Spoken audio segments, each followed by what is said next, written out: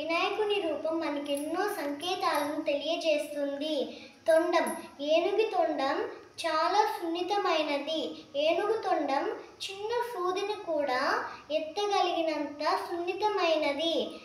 విశాలమైన నుదురు. విశాలమైన నుదురు జ్ఞానానికి ప్రతీక. మనిషి కూడా నిజ జీవితంలో ఎంతో జ్ఞానాన్ని కలిగి ఉండాలి.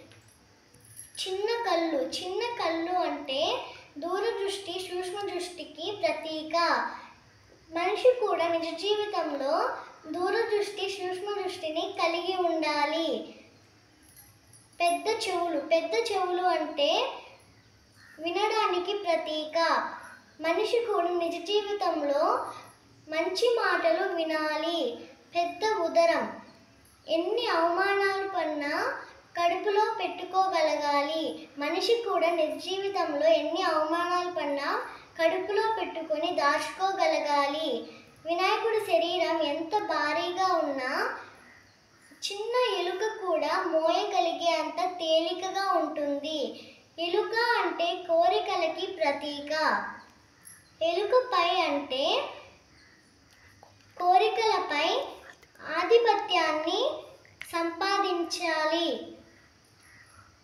అలాంటి లక్షణాలన్నీ కలిగి ఉన్న మనిషి దైవంతో సమానం. Happy Vinayaka Chavithi to all.